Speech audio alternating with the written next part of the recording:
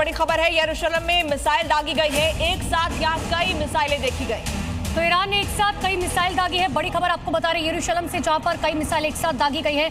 तस्वीरें आपके सामने हैं। लगातार ऐसी मिसाइलों का इस्तेमाल किया जा रहा है जिसमें क्लस्टर बम तक शामिल है। तस्वीरें आप देखिए, ईरान ने एक साथ कई मिसाइलें दागी, उसके बाद वहां अफरा तफरी का माहौल नजर आया। तो खामेनेई की मौत के बाद बौखलाया ईरान अब तबाही के मूड में दिखाई दे रहा है। ऐसे में ईरान की तरफ से छोड़ी गई क्लस्टर मिसाइलें इजरायल के आसमान में देखी गई, जिन्हें रोकने के लिए इजरायल की सेना ने मोर्चा संभाला। बदले की आग में सुलग रहे ईरान ने इजरायल के आसमान को घेर लिया है। वो लगातार बारूदी प्रहार कर रहा है। उसका सबसे बड़ा टारगेट तेल अवीव है।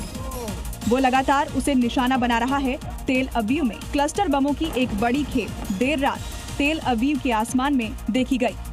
ईरान ने खैबर, फतह, गादर से लेकर तेल अवीव तक कई मिसाइलें दागी, जिसके बाद इजरायल धुआं हो गया। तेल अवीव के आसमान में मिसाइलों की गूंज बता रही है कि ईरान अब और आक्रामक हो गया है। इजरायल की तरफ से हमले किए गए और इसी बीच ईरान ने भी तेल अवीव और हाइफा को निशाना बनाया। ईरान इसके लिए अपने ड्रोन का इस्तेमाल कर रहा है और ताबड़तोड़ हमले कर इजरायल के नाक में दम कर रखा है, जिसकी तस्वीर भी सामने आई है। यहाँ एक एक करके कई ड्रोन को लॉन्च किया गया। हाइफा में एक मिलिट्री सेंटर और spy satellite information receiving centre को इजरायली फोर्स ने निशाना बनाया। इस्लामिक रिवोल्यूशनरी गार्ड ने कई खतरनाक ड्रोन का इस्तेमाल करके हाइफा में एक मिलिट्री बेस पर टारगेट किया। वहीं तेल अवीव में ईरानी ड्रोन के हमले की एक तस्वीर सामने आई, जहां एक टेंट पर ड्रोन अटैक के बाद धुएं का गुबार उठता नजर आया। वहीं ईरानी हमले में तेल अवीव में भी भारी नुकसान हुआ है। ईरान रणनीतिक तरीके से दुश्मन पर हमला कर रहा है। और बड़ी खबर है, अमेरिकी सेंट्रल कमांड का बयान सामने है। ईरानी ताकत को खत्म करना लक्ष्य है। ईरान के सैन्य संसाधनों को मिटाना, ईरान की सैन्य ताकत को मिटाना है, यही हमारा लक्ष्य है।